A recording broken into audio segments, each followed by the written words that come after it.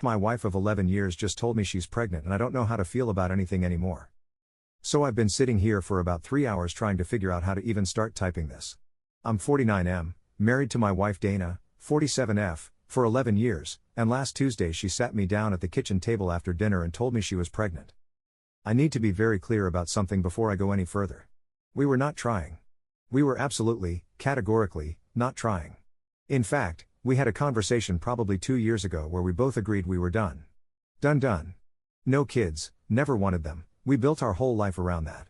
Vacations whenever we want, a house that's quiet, a dog named Biscuit who is the neediest creature either of us has ever loved, and that was supposed to be it. That was the plan. Dana is 47. I know women can get pregnant at 47. I know this intellectually. But some part of my brain had just quietly filed that possibility away as essentially zero, without us ever having a real conversation about birth control after a certain point. Like we just both assumed. And apparently we assumed wrong, because she has taken 4 tests, seen a doctor, and she is 8 weeks pregnant. 8 weeks. She'd been sitting on this for a little while before telling me, and I don't even know how to process that part separately from the rest of it. The conversation at the kitchen table was one of the most surreal things I've experienced in my adult life. I remember she had poured herself a glass of water and was just turning it around and around in her hands when she said, "I need to tell you something, and I need you to just listen for a second before you say anything." And I said okay, and I think I already knew something was wrong. Like the air in the room changed. She said, "I'm pregnant." And I just sat there. I think I said what, but not like a question. Like a statement. Just the word, with no inflection. She said, I know, okay? I've been trying to figure out how to tell you. I found out about 10 days ago. 10 days. She sat with this for 10 days before telling me. I asked her how, and she kind of laughed, this exhausted, slightly hysterical laugh, and said, "The regular way, I guess. I don't know. My doctor said it's unusual but not impossible at my age, and here we are." Here we are. We talked for probably 4 hours that night. Biscuit kept wandering in and out of the kitchen, looking confused about why we were sitting at the table so late. At some point one of us made coffee without really meaning to. I don't remember which one. The thing is, I don't know how Dana feels. That's what's messing me up the most. She's not saying. Every time I try to get a read on whether she wants to continue the pregnancy or not, she sort of deflects, or says something like "I just needed you to know first," or "I'm still processing." Which, okay, fair. 10 days is not a lot of time. But I have this sick feeling in my gut that she might actually want to keep it, and I don't know what I want, and I don't know what the right thing to do is, and every time I try to think about it clearly I just kind of spin out.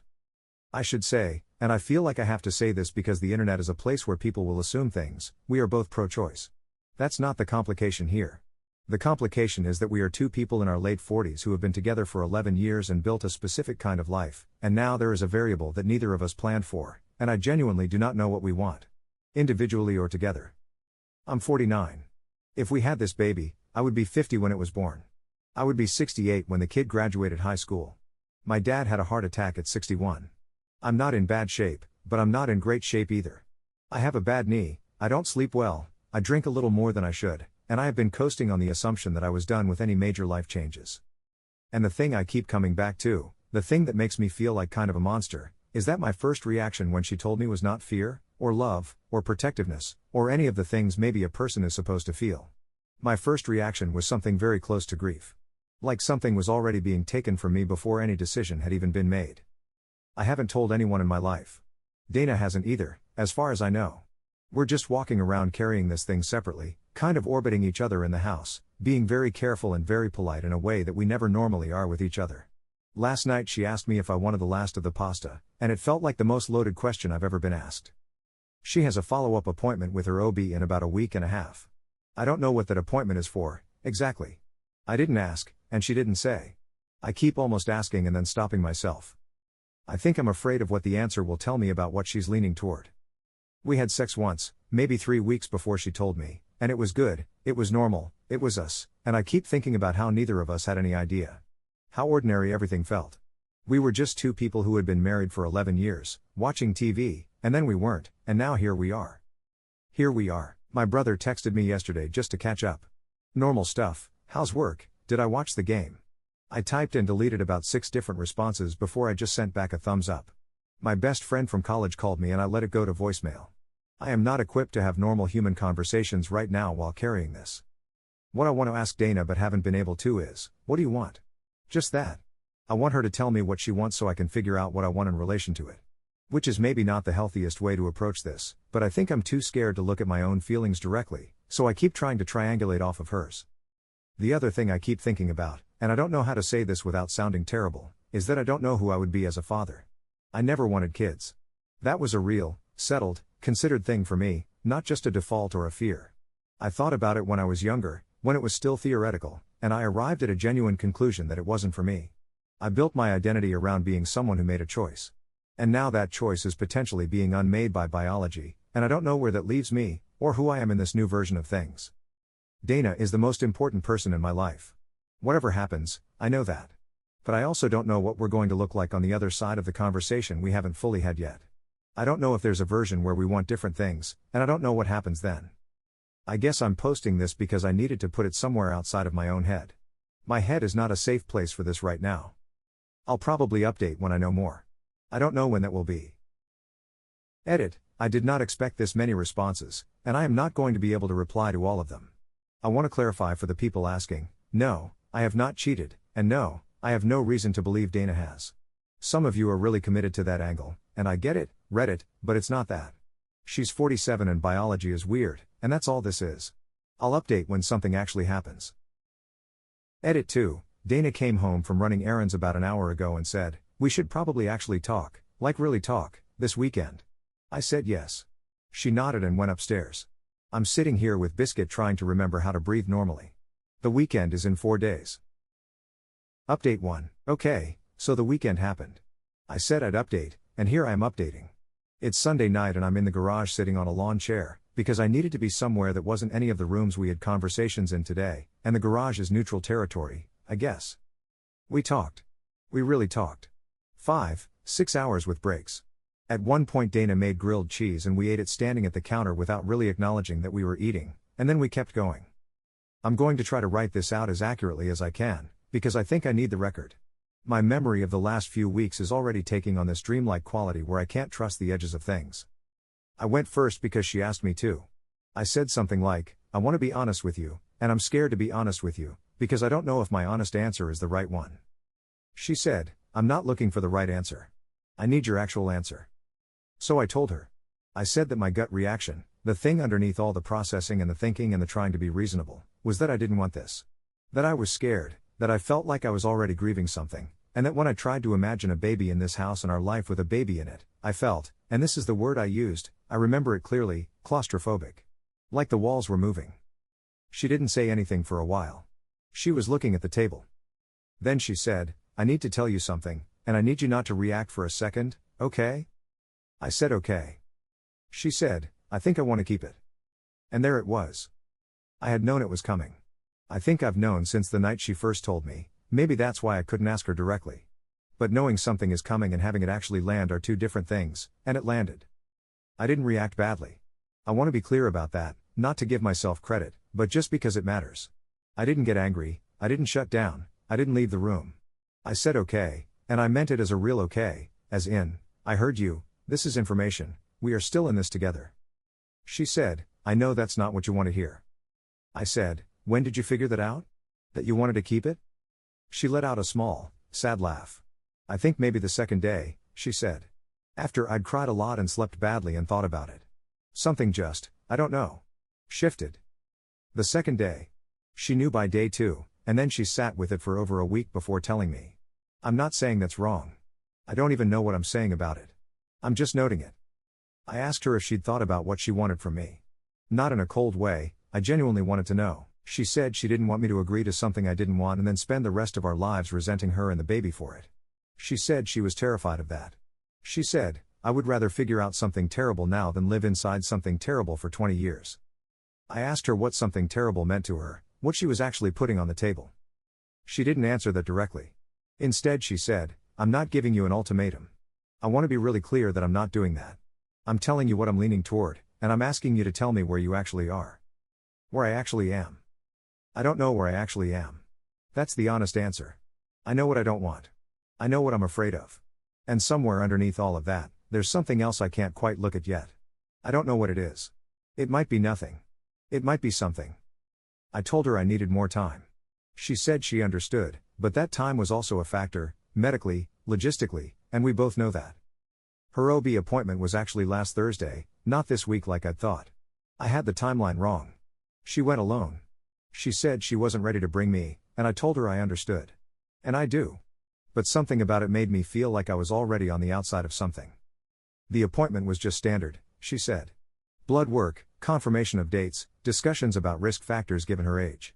Her doctor was matter-of-fact about it, not discouraging, but honest. High-risk pregnancy. Increased monitoring. Possible complications. She said the doctor laid it all out, and afterward she sat in the car for 45 minutes. I asked what she thought about during those 45 minutes. She said, you, mostly. What you were going to say. What your face was going to do when I told you. I asked what my face did. She said, exactly what I thought it would. We went to bed eventually. Not in a bad way, not angry, just empty of words.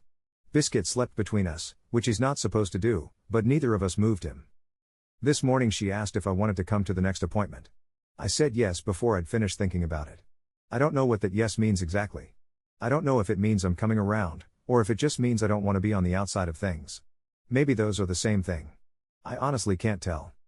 She sees the OB again in 11 days. I'm going. I'm still not okay. I'm not even sure what okay would feel like right now. But we're actually talking, and that's something. I'm going to go back inside now. Biscuit is scratching at the garage door.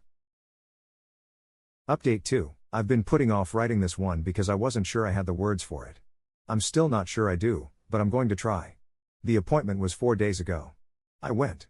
We drove there mostly in silence. Dana had her hand resting on the center console, and I held it for most of the drive. She didn't pull away.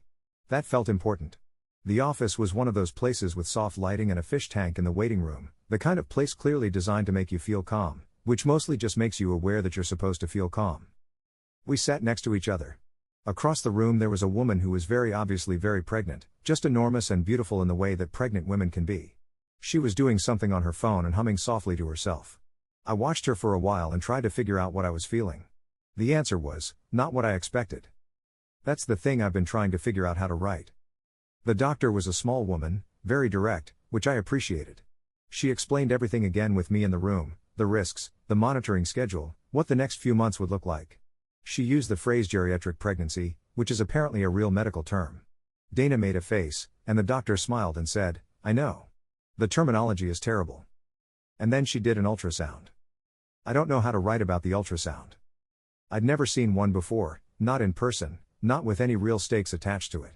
I've seen them in movies and on TV, and they always seem kind of grainy and unclear, and the person watching always starts crying, and it feels like a performance almost.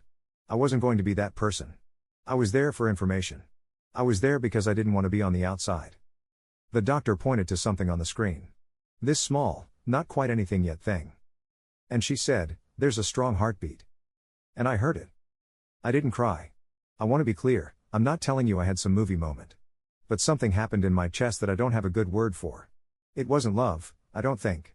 Or not just love. Or maybe not love at all in any form I recognize. It was more like, recognition. Like something looked up.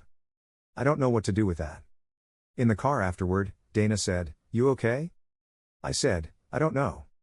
She said, that's a different answer than before. I said, I know. We sat in the parking lot for a while. She told me she wasn't going to push me. She meant it, I could tell. She's been so careful this whole time, so deliberate about not making me feel cornered. Part of me is grateful for that. Part of me thinks it would be easier if she would just push me, because then I'd have something to push back against. I told her that what I was scared of wasn't really the baby. I'd been telling myself that was the thing, but I don't think it's the actual thing. She asked what the actual thing was. I said I was scared I was going to love it and still be bad at it.